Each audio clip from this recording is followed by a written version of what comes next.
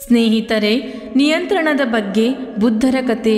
ಈ 4 ಅಭ್ಯಾಸಗಳನ್ನು ಬಿಟ್ಟು ಬಿಡಿ. ನಿಮ್ಮ ಮನಸ್ಸು ಯಾವಾಗಲೂ ಶಾಂತವಾಗಿರುತ್ತದೆ.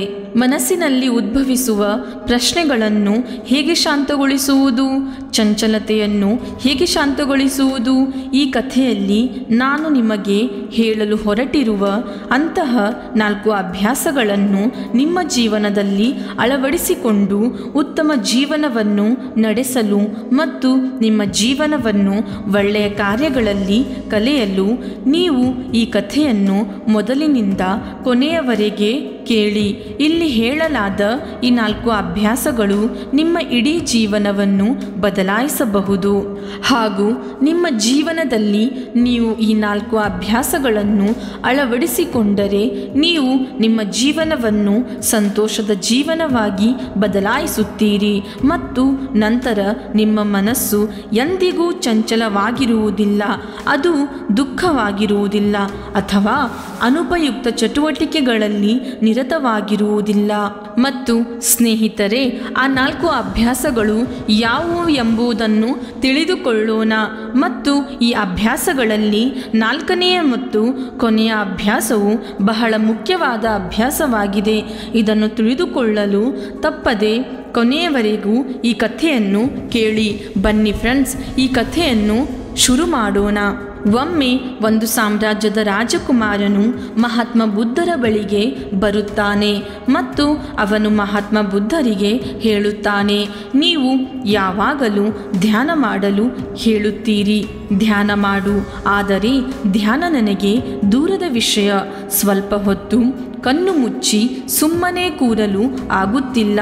ನನ್ನ ಮನಸ್ಸು ಎಷ್ಟು ಚಂಚಲವಾಗಿದೆ ಎಂದರೆ ಅದು ಯಾವಾಗಲೂ ಯಾವುದೋ ಅಥವಾ ಇನ್ನೊಂದರ ಬಗ್ಗೆ ಯೋಚಿಸುತ್ತಲೇ ಇರುತ್ತದೆ. ನಾನು ಧ್ಯಾನಕ್ಕೆ ಕುಳಿತಾಗಲೆಲ್ಲ ನನ್ನೊಳಗೆ ಆಲೋಚನೆಗಳ ಬಿರುಗಾಳಿ ಬರಲು ಪ್ರಾರಂಭಿಸುತ್ತದೆ. ಜನರ ಬಗ್ಗೆ, ನನ್ನ ಜೀವನದ ಹಿಂದಿನ ಘಟನೆಗಳ ಬಗ್ಗೆ, ನನ್ನ ಭವಿಷ್ಯದ ಬಗ್ಗೆ ಮತ್ತು ಹಲವಾರು ವಿಚಿತ್ರ ಆಲೋಚನೆಗಳು ನನ್ನ ಮನಸ್ಸಿನಲ್ಲಿ ಬರುತ್ತಲೇ ಇರುತ್ತವೆ ಮತ್ತು ಅವುಗಳನ್ನು ತಡೆಯಲು ನಾನು ತುಂಬ ಪ್ರಯತ್ನಿಸುತ್ತೇನೆ. ಆದರೆ ನಾನು ಅವುಗಳನ್ನು ತಡೆಯಲು ಪ್ರಯತ್ನಿಸಿದಾಗ ನಾನು ವಿಫಲವಾಗುತ್ತೇನೆ. ಹಾಗಾಗಿ ನಾನು ನನ್ನ ಧ್ಯಾನವನ್ನು ಮುರಿದು ಕುಳಿತಿದ್ದೇನೆ. ಎಷ್ಟೋ ವಿಷಯಗಳನ್ನು ಹೇಳಿದ ನಂತರ ಅವನು ಮಹಾತ್ಮ ಬುದ್ಧರ ಕಡೆಗೆ ನೋಡಿ ಮತ್ತೆ ಹೇಳುತ್ತಾನೆ, ಬುದ್ಧ, ನನ್ನ ಈ ಸಮಸ್ಯೆಗೆ ಏನಾದರೂ ಪರಿಹಾರ ಹೇಳಬಲ್ಲಿರಾ ಎಂದು ಕೇಳುತ್ತಾನೆ. ಆಗ ಬುದ್ಧರು ಹೇಳುತ್ತಾರೆ, ನಾನು ಯಾವ ಪರಿಹಾರವನ್ನು ನೀಡಬಲ್ಲೆ? ಯೋಚಿಸಿ, ಇದು ನಿಮ್ಮ ಮನಸ್ಸು, ಆದರೆ ಅದು ನಿಮ್ಮನ್ನು ಸ್ವಲ್ಪ ಸಮಯ ಕಣ್ಣು ಮುಚ್ಚಿ ಕುಳಿತುಕೊಳ್ಳಲು ಸಹ ಬಿಡುವುದಿಲ್ಲ. ಅದಕ್ಕೆ ಎಷ್ಟು ಸ್ವಾತಂತ್ರ್ಯ ಕೊಟ್ಟಿದ್ದೀರಿ? ಆಗ ರಾಜಕುಮಾರನು ಹೇಳುತ್ತಾನೆ, ಬುದ್ಧ, ನಾನು ತುಂಬ ಯೋಚಿಸಿದೆ, ಆದರೆ ನನ್ನ ಈ ಸಮಸ್ಯೆಗೆ ಯಾವುದೇ ಪರಿಹಾರವನ್ನು ಕಂಡುಹಿಡಿಯಲಾಗಲಿಲ್ಲ. ಅದಕ್ಕೆ ನಾನು ನಿಮ್ಮನ್ನು ಆಶ್ರಯಿಸಿ ಬಂದಿದ್ದೇನೆ. ಈಗ ನೀವು ನನಗೆ ದಾರಿ ತೋರಿಸುತ್ತೀರಾ ಎಂದು ಕೇಳುತ್ತಾನೆ. ಆಗ ಬುದ್ಧರು ಸ್ವಲ್ಪ ಸಮಯದವರೆಗೆ ಬಹಳ ಗಮನವಿಟ್ಟು ರಾಜಕುಮಾರನ ಮುಖವನ್ನು ನೋಡಿದರು ಮತ್ತು ನಂತರ ಹೇಳಿದರು, ಸರಿ, ನೀನು ಈ 4 ಅಭ್ಯಾಸಗಳನ್ನು ಬಿಟ್ಟು ಬಿಡು. ಮತ್ತು ನಂತರ ಆಗ ರಾಜಕುಮಾರನು ಬುದ್ಧರ ಮಾತುಗಳನ್ನು ಪೂರ್ಣ ಗಮನದಿಂದ ಕೇಳತೊಡಗಿದರು ಮತ್ತು ಬುದ್ಧರು ಹೇಳುತ್ತಾರೆ, ಮೊದಲನೆಯ ಅಭ್ಯಾಸ, ಇತರರ ಮನಸ್ಸನ್ನು ಓದುವುದನ್ನು ನಿಲ್ಲಿಸಿ. ನೀವು ಮತ್ತು ನಿಮ್ಮಂತಹ ಹೆಚ್ಚಿನ ಜನರು ಇತರರ ಮನಸ್ಸನ್ನು ಓದಲು ಪ್ರಯತ್ನಿಸುತ್ತಿರುವ ಅದೇ ತಪ್ಪನ್ನು ಮಾಡುತ್ತಿದ್ದೀರಾ. ಇನ್ನೊಬ್ಬರು ನನ್ನ ಬಗ್ಗೆ ಈ ರೀತಿ ಯೋಚಿಸುತ್ತಿದ್ದಾರೆ ಮತ್ತು ಈ ಅಭ್ಯಾಸವು ನಿಮ್ಮನ್ನು ಹೆಚ್ಚು ಚಂಚಲ ಮತ್ತು ತೊಂದರೆಗೀಡು ಮಾಡುತ್ತಿದೆ. ಹೆಚ್ಚಿನ ಜನರು ಇತರರ ಆಲೋಚನೆಗಳನ್ನು ತಪ್ಪು ಮತ್ತು ನಕಾರಾತ್ಮಕ ರೀತಿಯಲ್ಲಿ ಓದುತ್ತಾರೆ. ಇತರರ ಜನರು ತಮ್ಮ ಪ್ರಗತಿಯ ಬಗ್ಗೆ ಅಸೂಯೆ ಹೊಂದಿದ್ದಾರೆ ಮತ್ತು ಅವರನ್ನು ಕೆಳಗಿಳಿಸಲು ಬಯಸುತ್ತಾರೆ ಎಂದು ಜನರು ಸಾಮಾನ್ಯವಾಗಿ ಭಾವಿಸುತ್ತಾರೆ. ಅವರು ಅವನನ್ನು ಇಷ್ಟಪಡುವುದಿಲ್ಲ, ಅವನಿಗೆ ಸಹಾಯ ಮಾಡಲು ಬಯಸುವುದಿಲ್ಲ ಮತ್ತು ಈ ಜನರು ಇತರರ ಬಗ್ಗೆ ಎಷ್ಟು ನಕಾರಾತ್ಮಕ ವಿಷಯಗಳನ್ನು ತಮ್ಮಲ್ಲಿ ಅಳವಡಿಸಿಕೊಳ್ಳುತ್ತಾರೆ ಎಂದು ತಿಳಿದಿಲ್ಲ. ನಂತರ ಅವರು ಅವರ ಬಗ್ಗೆ ಮಾತ್ರ ಯೋಚಿಸುತ್ತಾರೆ, ಅವರಿಂದ ಸೇಡು ತೀರಿಸಿಕೊಳ್ಳುವ ಮಾರ್ಗಗಳ ಬಗ್ಗೆ ಯೋಚಿಸುತ್ತಾರೆ, ಅವಮಾನಿಸುತ್ತಾರೆ, ಅವುಗಳನ್ನು ಪ್ರದರ್ಶಿಸಲು ಅವಕಾಶಗಳನ್ನು ಹುಡುಕುತ್ತಾರೆ ಮತ್ತು ಇತರರ ಕಡೆಗೆ ಈ ನಕಾರಾತ್ಮಕ ಚಿಂತನೆಯು ಅವರನ್ನು ಅಸಂತೋಷಗೊಳಿಸುತ್ತದೆ. ತದನಂತರ ಈ ಜನರು ಅಹಿತಕರ ಭಾವನೆಯನ್ನು ಅನುಭವಿಸುತ್ತಾರೆ. ಆದ್ದರಿಂದ ಇತರರು ಏನು ಯೋಚಿಸುತ್ತಿದ್ದಾರೆ ಎಂದು ಊಹಿಸುವುದನ್ನು ನಿಲ್ಲಿಸಿ ಮತ್ತು ಇತರ ಜನರ ಆಲೋಚನೆಗಳನ್ನು ಓದಲು ಪ್ರಯತ್ನಿಸುವುದನ್ನು ನಿಲ್ಲಿಸಿ. ನೀವು ಓದಬೇಕಾದರೆ ನಿಮ್ಮ ಸ್ವಂತ ಆಲೋಚನೆಗಳನ್ನು ಓದಲು ಪ್ರಾರಂಭಿಸಿ. ನಿಮ್ಮೊಳಗೆ ಏನು ನಡೆಯುತ್ತಿದೆ? ನಕಾರಾತ್ಮಕ ಚಿಂತನೆ, ದೂರು ಅಥವಾ ಕೆಟ್ಟ ಮಾತುಗಳಂತಹ ಅಭ್ಯಾಸಗಳಿಗೆ ನೀವು ಬಲಿಯಾಗುತ್ತೀರಾ ಎಂದು ಬುದ್ಧರು ಹೇಳುತ್ತಾರೆ. ಎರಡನೆಯ ಅಭ್ಯಾಸ, ನೀವು ವಿಫಲವಾದರೆ ಜನರು ನಗುತ್ತಾರೆ ಎಂದು ಯೋಚಿಸುವುದು ಬಿಟ್ಟುಬಿಡಿ.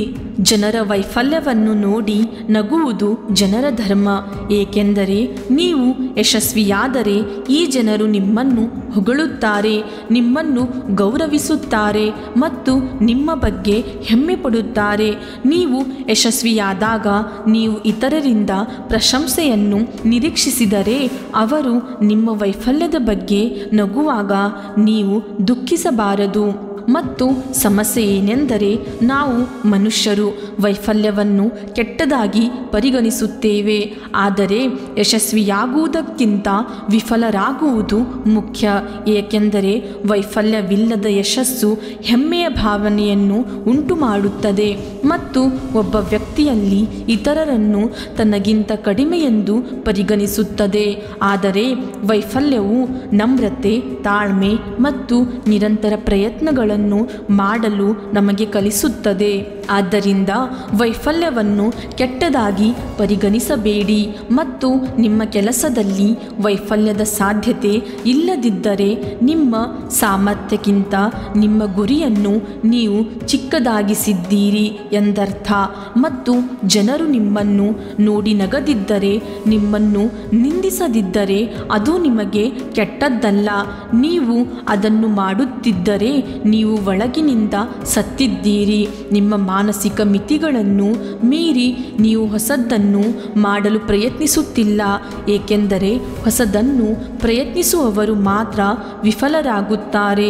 ಮತ್ತು ಯಾವಾಗಲೂ ಒಂದು ವಿಷಯವನ್ನು ನೆನಪಿಡಿ, ನೀವು ವಿಫಲಗೊಳ್ಳುವ ಧೈರ್ಯವನ್ನು ಹೊಂದಿಲ್ಲದಿದ್ದರೆ ನೀವು ಮಾಡಲು ಬಯಸುವ ದೊಡ್ಡ ಗುರಿಯನ್ನು ನೀವು ಎಂದಿಗೂ ಸಾಧಿಸಲು ಸಾಧ್ಯವಿಲ್ಲ.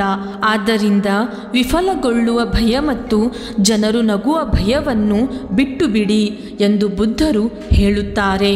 ಮೂರನೆಯ ಅಭ್ಯಾಸ, ಸಮಯ ವ್ಯರ್ಥ ಮಾಡುವುದನ್ನು ನಿಲ್ಲಿಸಿ. ಜನರು ಸಮಯವನ್ನು ಕೊಲ್ಲುತ್ತಿದ್ದಾರೆ ಎಂದು ಭಾವಿಸುತ್ತಾರೆ, ಆದರೆ ವಾಸ್ತವದಲ್ಲಿ ಸಮಯವು ಪ್ರತಿ ಬಾರಿಯೂ ಅವರನ್ನು ಕೊಲ್ಲುತ್ತಿದೆ. ಜನರು ನಿಷ್ಪ್ರಯೋಜಕ ವಿಷಯಗಳ ಮೇಲೆ ಸಮಯ ವ್ಯರ್ಥ ಮಾಡುವುದಕ್ಕೆ ಒಂದೇ ಒಂದು ಕಾರಣವಿದೆ ಮತ್ತು ಅದು ಅವರಿಗೆ ಸಾಕಷ್ಟು ಸಮಯವಿದೆ ಎಂದು ಅವರು ಭಾವಿಸುತ್ತಾರೆ.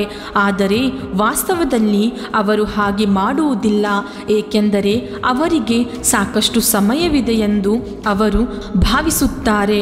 ಆದರೆ ಅದು ತಿಳಿಯುವ ಮುನ್ನವೇ ಸಮಯ ಕಳೆದು ಅವರ ಕರೆ ಬಂದಿತು ಮತ್ತು ಅಷ್ಟರಲ್ಲಾಗಲೇ ಅವರಿಗೆ ತಮ್ಮ ತಪ್ಪಿನ ಅರಿವಾಯಿತು.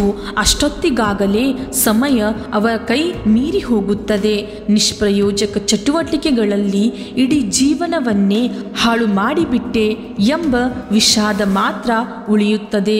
ಈ ಪ್ರಪಂಚದಿಂದ ನನಗೆ ತಿಳಿದಿದೆ, ಈ ಜೀವನದ ಸತ್ಯವನ್ನು ಅರ್ಥ ಮಾಡಿಕೊಳ್ಳದೆ, ಆದುದರಿಂದ ನಿನ್ನಲ್ಲಿ ಜೀವವಿರುವ ತನಕ ಅದನ್ನು ಸತ್ಕಾರ್ಯಗಳಲ್ಲಿ ಉಪಯೋಗಿಸು.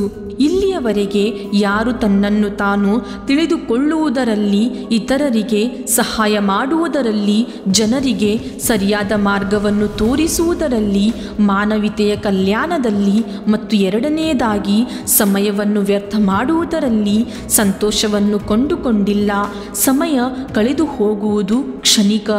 ಆನಂದವನ್ನು ನೀಡಬಹುದಾದರೂ ನೀವು ನಿಮ್ಮ ಪ್ರಜ್ಞೆಗೆ ಬಂದಾಗ ಮತ್ತು ಎಷ್ಟು ಸಮಯ ವ್ಯರ್ಥವಾಯಿತು ಎಂದು ನೋಡಿದಾಗ ನೀವು ನಿಮ್ಮ ಮೇಲೆ ಕೋಪಗೊಳ್ಳುತ್ತೀರಿ ಮತ್ತು ಪಶ್ಚಾತ್ತಾಪದಿಂದ ತುಂಬಿಕೊಳ್ಳುತ್ತೀರಿ ಮತ್ತು ನಂತರ ಈ ಪಶ್ಚಾತ್ತಾಪದ ಭಾವನೆಯು ನಿಮ್ಮೊಳಗೆ ಉದ್ವೇಗವನ್ನು ಉಂಟು ಮಾಡುತ್ತದೆ ಮತ್ತು ನೀವು ಚಂಚಲರಾಗುತ್ತೀರಿ ಮತ್ತು ಹಾಗೆಯೇ ಉಳಿಯುತ್ತೀರಿ. ನಿಮ್ಮ ತಪ್ಪಿನ ಬಗ್ಗೆ ನಿರಂತರವಾಗಿ ಯೋಚಿಸುತ್ತೀರಿ. ನಂತರ ನಿಮಗೆ ಯಾವುದೇ ಕೆಲಸ ಮಾಡಲು ಮನಸ್ಸಾಗುವುದಿಲ್ಲ ಮತ್ತು ನೀವು ಖಿನ್ನತೆಗೆ ಒಳಗಾಗಲು ಪ್ರಾರಂಭಿಸುತ್ತೀರಿ ಮತ್ತು ಈ ಚಕ್ರವು ಮುಂದುವರಿಯುತ್ತದೆ. ಇದು ಸಮಯವನ್ನು ವ್ಯರ್ಥ ಮಾಡುವುದರೊಂದಿಗೆ ಪ್ರಾರಂಭವಾಗುತ್ತದೆ. ಆದ್ದರಿಂದ ಸಮಯವನ್ನು ಕೊಲ್ಲುವುದನ್ನು ನಿಲ್ಲಿಸಿ ಮತ್ತು ಮುಖ್ಯವಾದುದನ್ನು ಮಾಡಲು ಪ್ರಾರಂಭಿಸಿ ಎಂದು ಬುದ್ಧರು ಹೇಳುತ್ತಾರೆ. 4ನೆಯ ಅಭ್ಯಾಸ, ನನಗಿಂತ ದೊಡ್ಡವರು ಇದನ್ನು ಮಾಡಲು ಸಾಧ್ಯವಾಗದಿದ್ದರೆ ನಾನು ಅದನ್ನು ಹೇಗೆ ಮಾಡಬಲ್ಲೆ ಎಂದು ಯೋಚಿಸುವುದು. ವಾಸ್ತವವಾಗಿ ಯಾವುದರಲ್ಲೂ ನಿಮ್ಮನ್ನು ಇತರರೊಂದಿಗೆ ಹೋಲಿಸುವುದು ನಿಷ್ಪ್ರಯೋಜಕವಾಗಿದೆ. ಪ್ರತಿಯೊಬ್ಬರ ಸಂದರ್ಭಗಳು ವಿಭಿನ್ನವಾಗಿವೆ, ಪ್ರತಿಯೊಬ್ಬರ ಆಲೋಚನೆಯು ವಿಭಿನ್ನವಾಗಿರುತ್ತದೆ. ಮತ್ತೆ ಏನಾಯಿತು? ಇತರರಿಗೆ ಇದನ್ನು ಮಾಡಲು ಸಾಧ್ಯವಾಗದಿದ್ದರೆ ನೀವು ಮಾತ್ರ ಅದನ್ನು ಮಾಡಲು ಸಾಧ್ಯ. ಏಕೆಂದರೆ ಆಗಾಗ ಜನರು ಮಾತ್ರ ಹೆಚ್ಚು ನಿರೀಕ್ಷಿಸಿದ ಇತಿಹಾಸವನ್ನು ಸೃಷ್ಟಿಸುತ್ತಾರೆ ಮತ್ತು ಅವರು ತುಂಬ ಕಷ್ಟಪಟ್ಟು ಕೆಲಸ ಮಾಡಿದ್ದಾರೆ ಎಂಬುದು ತಿಳಿದುಬರುತ್ತದೆ ಮತ್ತು ಕೆಲವು ಜನರು ಎಂದಿಗೂ ಕಷ್ಟಪಟ್ಟು ಪ್ರಯತ್ನಿಸದಿರಬಹುದು. ಅವರು ಕಷ್ಟಪಟ್ಟು ಕೆಲಸ ಮಾಡುವಂತೆ ನಟಿಸಿರಬಹುದು, ಏಕೆಂದರೆ ಹೆಚ್ಚಿನ ಜನರು ತಮ್ಮ ಗುರಿಗಳನ್ನು ಸಾಧಿಸಲು ಎಂದಿಗೂ ಶ್ರಮಿಸುವುದಿಲ್ಲ ಮತ್ತು ಇತರ ಜನಗಳಿಗೆ ನಾನು ಹೊಂದಿದ್ದೇನೆ ಎಂದು ತೋರಿಸಲು ಪ್ರಯತ್ನಿಸುತ್ತಲೇ ಇರುತ್ತಾರೆ. ಆದ್ದರಿಂದ ನಾನು ತುಂಬ ಕಷ್ಟಪಟ್ಟಿದ್ದೇನೆ, ಆದರೆ ನನ್ನ ಅದೃಷ್ಟ ಕೆಟ್ಟದಾಗಿತ್ತು ಮತ್ತು ನಾನು ಕಷ್ಟಪಟ್ಟು ಕೆಲಸ ಮಾಡಿದ ನಂತರ ಯಶಸ್ವಿಯಾಗದಿದ್ದರೆ ನೀವು ಹೇಗೆ ಯಶಸ್ವಿಯಾಗುತ್ತೀರಿ ಎಂದು ಇತರರಿಗೆ ಹೇಳುತ್ತಲೇ ಇರುವವರು ಇವರು. ಆದರೆ ಆಳವಾಗಿ ಅವರು ಎಂದಿಗೂ ಕಷ್ಟಪಟ್ಟು ಪ್ರಯತ್ನಿಸಲಿಲ್ಲ ಎಂದು ಅವರಿಗೆ ತಿಳಿದಿದೆ. ಇದು ಇತರರ ದೃಷ್ಟಿಯಲ್ಲಿ ಅವರ ಗೌರವವನ್ನು ಉಳಿಸಲು ಮತ್ತು ಯಾರಾದರೂ ಅವರನ್ನು ಮೀರಿಸಬಹುದು ಎಂಬ ಭಯದಿಂದ ಅವರು ತಮ್ಮ ಅಪೂರ್ಣ ಪ್ರಯತ್ನಗಳಿಗೆ ಹೆದರುತ್ತಾರೆ ಮತ್ತು ನಾನು ಅದನ್ನು ಮಾಡಲು ಸಾಧ್ಯವಾಗದಿದ್ದರೆ ನೀನು ಅದನ್ನು ಹೇಗೆ ಮಾಡಲು ಸಾಧ್ಯವಾಗುತ್ತದೆ ಎಂದು ಇತರರನ್ನು ಹೆದರಿಸುತ್ತಲೇ ಇರುತ್ತಾರೆ. ಆದ್ದರಿಂದ ಇತರರ ವಿಫಲ ವ್ಯಕ್ತಿಯನ್ನು ನೋಡುವ ಮೂಲಕ ನೀವು ಯಶಸ್ವಿಯಾಗುತ್ತೀರಿ ಎಂದು ಯೋಚಿಸುವುದನ್ನು ನಿಲ್ಲಿಸಿ ಮತ್ತು ನೀವು ನಿಮ್ಮ ಕೈಲಾದಷ್ಟು ಪ್ರಯತ್ನಿಸಿ ಮತ್ತು ಉಳಿದಿದ್ದನ್ನು ಸಮಯಕ್ಕೆ ಬಿಟ್ಟುಬಿಡಿ ಎಂದು ಬುದ್ಧರು ಹೇಳುತ್ತಾರೆ. ಮತ್ತು ನೀವು ಈ 4 ಅಭ್ಯಾಸಗಳನ್ನು ತ್ಯಜಿಸಿದರೆ ನಿಮ್ಮ ಮನಸ್ಸು ಸಂಪೂರ್ಣವಾಗಿ ಶಾಂತವಾಗುತ್ತದೆ. ನಂತರ ನೀವು ನಿಮ್ಮ ಮನಸ್ಸನ್ನು ನೀವು ಎಲ್ಲಿ ಬೇಕಾದರೂ ಕೇಂದ್ರೀಕರಿಸಬಹುದು ಎಂದು ಹೇಳುತ್ತಾರೆ. ನಂತರ ಬುದ್ಧರು ಮೌನರಾದರು ಮತ್ತು ರಾಜಕುಮಾರನಿಗೆ ಈಗ ಅವನು ಏನು ಮಾಡಬೇಕೆಂದು ಅರ್ಥ ಮಾಡಿಕೊಂಡನು ಮತ್ತು ಆ 4 ಅಭ್ಯಾಸಗಳನ್ನು ಬಿಡಬೇಕೆಂದು ಮನಸ್ಸಿನಲ್ಲಿಯೇ ನಿರ್ಧರಿಸಿದನು. ಬುದ್ಧಿವಾದ ಹೇಳಿ ಅಲ್ಲಿಂದ ಗೌತಮ ಬುದ್ಧರು ಹೊರಟು ಹೋದರು. ಸ್ನೇಹಿತರೆ, ಈ ಕಥೆಯಿಂದ ನಾವು ಕಲಿತ ಪಾಠವೇನೆಂದರೆ, ಜನರು ನನ್ನ ಬಗ್ಗೆ ಏನು ಯೋಚಿಸುತ್ತಾರೆ ಎಂದು ನಾವು ಯೋಚಿಸಬಾರದು.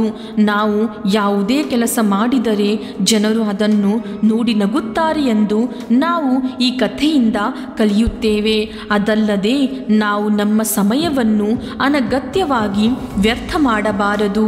ವ್ಯಕ್ತಿಗೆ ಯಾವುದೇ ಕೆಲಸ ಮಾಡಲು ಸಾಧ್ಯವಾಗುತ್ತಿಲ್ಲ.